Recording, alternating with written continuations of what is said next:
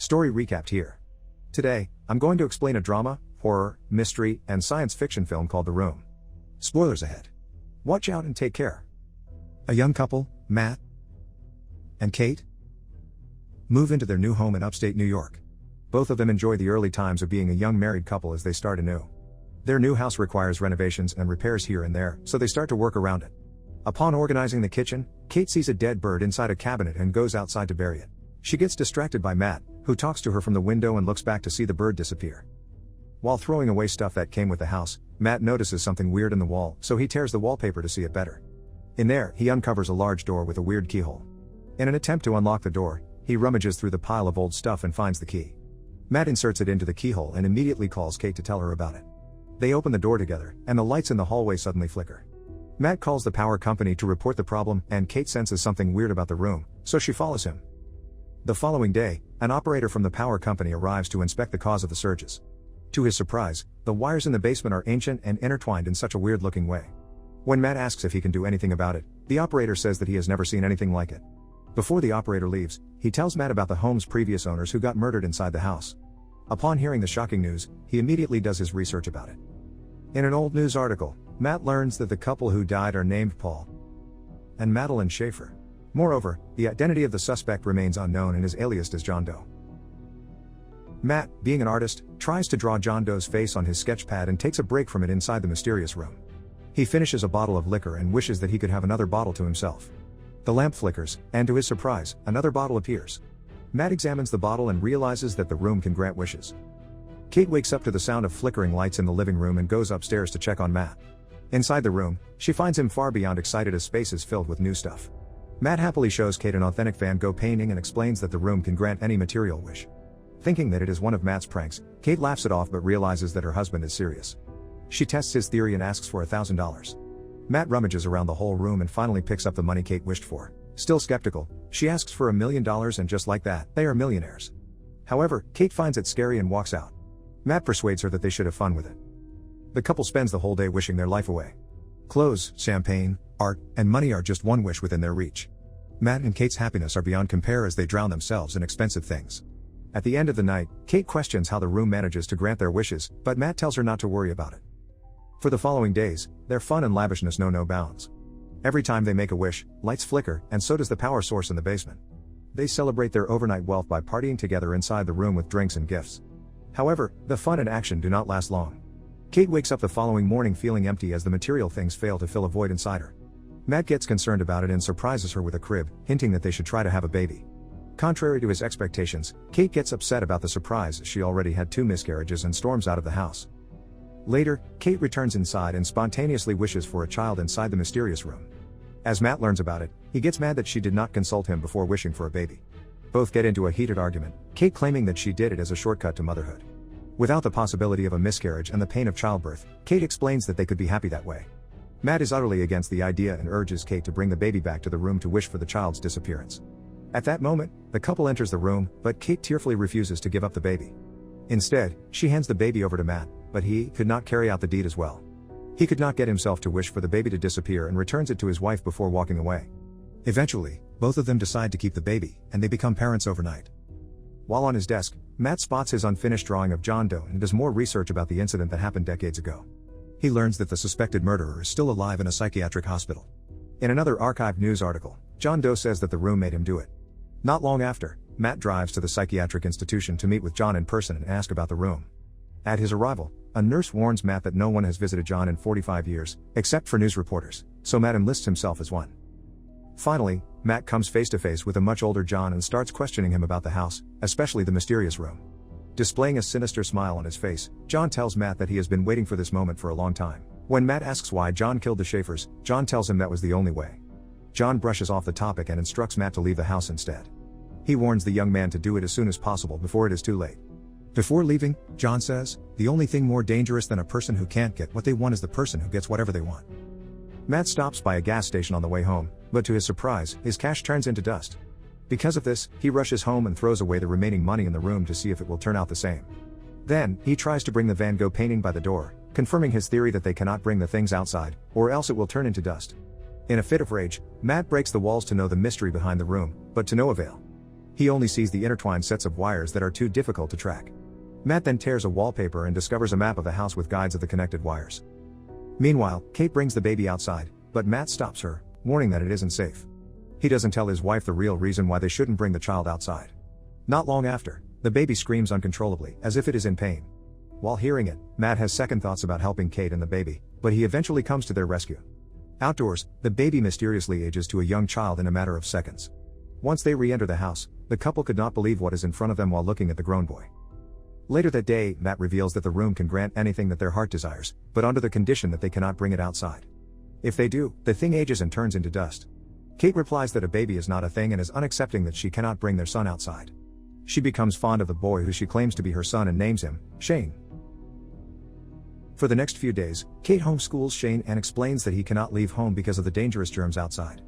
One day, Shane becomes impatient while Kate teaches him how to read, causing him to throw a tantrum. His whole life, Shane has never experienced how it is to be outside. All he has ever known is the walls of the home he can never leave. Later, Kate receives a package outside and locks the door whenever she goes in and out. She gives the package to Matt, who ordered it, and unboxes a brand new gun. Unfortunately, Kate leaves the front door unlocked and completely forgets about it. While she is busy playing the piano, Shane sneakily makes his way to the front door and opens it unnoticed. He sticks his hand outside and feels the fresh breeze, deeply curious about the outdoors. Suddenly, Kate notices it and rushes to her son angrily. She embraces Shane, relieved that he is safe and unharmed. To prevent Shane from sneaking out, the couple decides to block every window with planks of wood. That night, Kate wakes up to Shane beside her bed, asking if he could sleep beside her. The boy tells his mother that he wants to be with her forever, making Kate hold him closer. However, her words fail to bring ease to Shane's mind as he still looks worried. Matt spends the next few days practicing how to shoot with his newly purchased weapon. He then comes back home and sees Shane playing with a snow globe inside his art studio. Strictly, he orders Shane to leave immediately, causing the boy to drop his snow globe.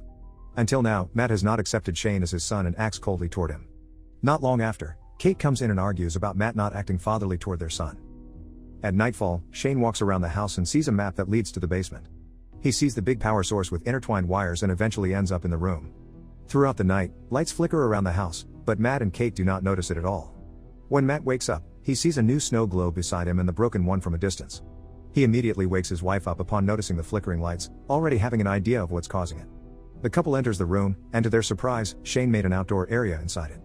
The room that once had 4 corners is now a vast forest where Shane enjoys building a snowman. Kate is completely mesmerized by the world her son has created for himself and joins in with his fun. On the other hand, Matt is enraged and grabs Shane by the arm to bring him back inside. The incident causes the couple to argue whether or not to permit Shane to enter the room and play. Matt insists that it is dangerous, but Kate thinks otherwise. While they argue, the phone rings and Shane answers it, despite not being allowed to pick up the phone or talk to anyone else. Matt grabs the phone from the boy, and to his surprise, John calls and realizes that the couple wished for a boy. From the kitchen, Kate listens to their conversation with another phone and overhears their whole conversation. John explains that it entails the ultimate sacrifice of life for Shane to go freely outside the house. If Kate dies, Shane can go out and age, like everyone else. Over the phone, John shockingly reveals that he was also a child granted by the room. John's mother killed his father before forcing him, as a young man, to kill her so that he could be free. Then, he tells Matt that he has 2 options, kill Shane and save Kate, or kill Kate and save Shane. After hearing the conversation, Kate leaves home, causing Matt to worry. She attempts to crash the car, but she could not bring herself to do so. Being alone with Shane in the house, Matt acts frantically and even trashes his studio. Not long after, he prepares dinner for Shane, who sits across from him in the dining room. The curious boy keeps asking him questions, and with his growing annoyance, Matt loses his cool. Shane is told that he is not a real boy, and he does not have parents. Still, in a fit of rage, Matt drags Shane by the front door, but the boy runs back upstairs out of fear. In Shane's room, Matt realizes that he hurt him and sincerely apologizes for his actions. The boy asks if Matt could read to him, and they end up sleeping beside each other. As Kate arrives home, she is still confused by her emotions, but the sight of Matt and Shane lying beside each other brings her peace. Later that night, the couple shares an intimate moment as Shane watches. The boy waits for his parents to fall asleep and steals the key to the front door once they do. The following day, Matt and Kate discover that Shane went outside after seeing the front door open. In another area of the house, they are stunned to see Shane age overnight, though he still has the mind of a boy. He now appears to be a grown man and even holds his parents at gunpoint. Once Kate gets him to calm down, Matt throws himself at Shane and the two get into a fight. Being thrown onto the floor because of the brawl, Kate slowly loses her consciousness. Moments later, Kate wakes up to Matt, informing her that Shane died after being accidentally shot. Devastated, Kate goes out and breaks into tears, unable to cope with Shane's death. Matt comforts and carries her back into the house, where she continues to grieve. Back in the room where the fight happened, the real Matt gains consciousness and looks for his wife around the house. Still, in a state of panic, he notices flickering lights and gets under the idea that Kate and Shane, who has shapeshifted into Matt, are inside. All the while, Kate is still clueless about Shane being the one in front of her instead of Matt. However, she realizes the truth of the person's identity in front of her after Shane makes one of his habits of eating ice. Matt tries to make his way inside the room with all his will by breaking the wall and passing through all the wires. He finally reaches the room, which is now a forest full of woods. It reveals that Shane used the room to enlarge the outdoor area and duplicate the house inside it. He shapeshifted into Matt to kidnap Kate to the cloned home and take advantage of her in a sensual way.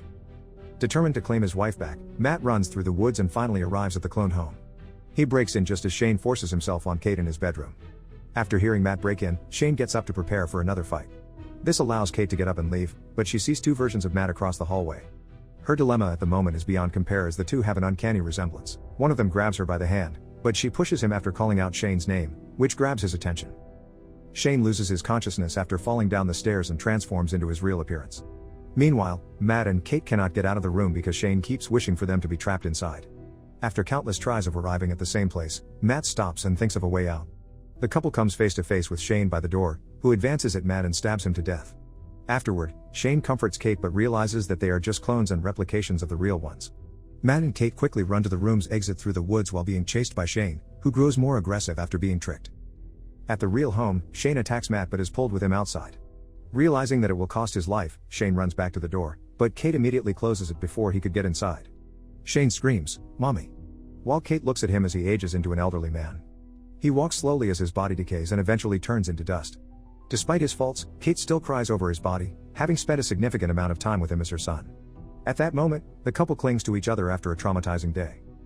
A month later, they move into a smaller place and settle in peace. But not for long. Kate looks in horror at her pregnancy test that comes out positive, unsure if the baby belongs to Matt or Shane.